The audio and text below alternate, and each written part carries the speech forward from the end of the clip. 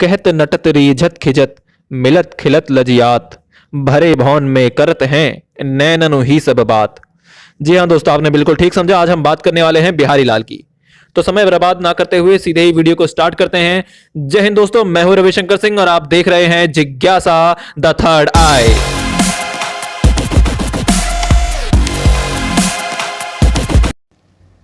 बिहारी रीतिकाल के सर्वश्रेष्ठ कवि माने जाते हैं। इनका जन्म 1595 ईस्वी में ग्वालियर में हुआ था। इनके पिता का नाम केशव राय था, परंतु ये केशव राय प्रसिद्ध आचार्य केशव दास से भिन्न थे। इनके पिता निम्बार्क संप्रदाय के महंत नरहरि दास के शिष्य थे। बिहारी ने उनके यहाँ संस्कृत प्राकृत के काव्य ग्रंथों का अध्ययन किया था। बाद में ये वृंदावन आ गए और वहीं मथुरा के किसी ब्राह्मण परिवार में इनका विवाह हुआ। तदुपरांत ये वहीं रहने लगे। उसी बीच उन्होंने फारसी काव्य का अभ्यास किया और बादशाह शाहजहां से भेंट की।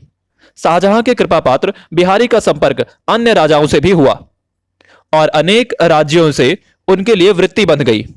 सन 1645 के आसपास ये जब वृत्ति लेने जयपुर गए तो इन्हें पता लगा कि वहां के महाराजा जयसिंह अपनी नवविवाहिता रानी के प्रेम में मुग्ध होकर महलों में ही पड़े रहने लगे हैं और राजकाज छोड़ दिया है।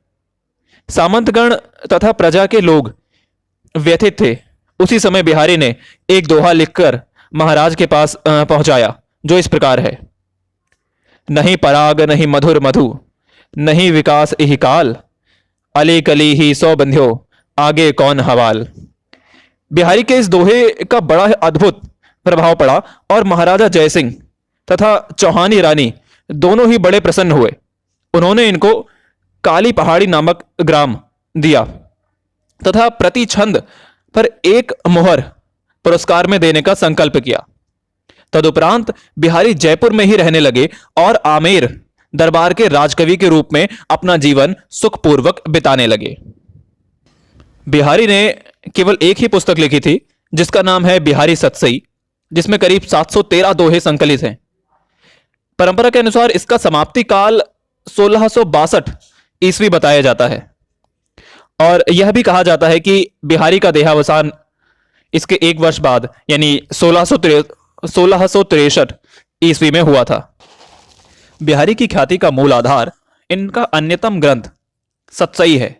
यह गाथा सप्तशती, आर्या सप्तशती, अमरूक शतक आदि ग्रंथों की प्रेरणा से निर्मित एक विविध रत्नमाला है, जिसकी आभा के सामने आज भी कोई मुक्तक काव्य ठहर नहीं पाता। मुक्तक परंपरा में बिहारी का स्थान शीर्ष पर है। सतसई में बिहारी ने अलंकार, रस, भाव, नायिका भेद, ध्वनि वक्रोक्ति, रीति, गुण आदि का ध्यान रखकर सुंदर दोहे रचे हैं। यह सतसई परंपरा की एक उज्जवल कड़ी है। सतसई के अंतर्गत अलंकारिक चमत्कार और भाव सौंदर्य दोनों ही हैं। इनमें ध्वनि काव्य के उत्कृष्ट उदाहरण हैं। अतः बिहारी की रचना रीतिबद्ध है, इसमें संदेह नहीं। बिहारी सतसई एक अन्य दृष्टि से दूसरे सतसइयों से अलग है। दूसरी सतसइयों में जहां विषय की विविधता का अभाव है, वहीं बिहारी सतसई में श्रृंगार की प्रमुखता होते हुए भी भक्ति, नीति, वीरता, प्रकृति, सामाजिकता और हास्य आदि के वर्णन के रूप में विषय वैविध्य है। जहां तुलसी भक्ति के क्षेत्र में, रहीम और वृंद नीति के क्षेत्र में, मतीराम श्रृंगार के क्षेत्र में ही अधिकार रखते हैं, वहीं बिहारी का अधिकार क्षेत्र अत्यंत विस्तृत और व्यापक है। इस तरह कहा जा सकता है कि बिहारी के समान इतनी कम रचना करके इतना अधिक सम्मान प्राप्त करने वाला हिंदी का कोई दूसरा कवि नहीं हुआ। तो आज के लिए बस इतना ही। फिर मिलते हैं बिहारी के दोहों की व्याख्या के साथ। तब तक के लिए जय हिंद, जय भारत।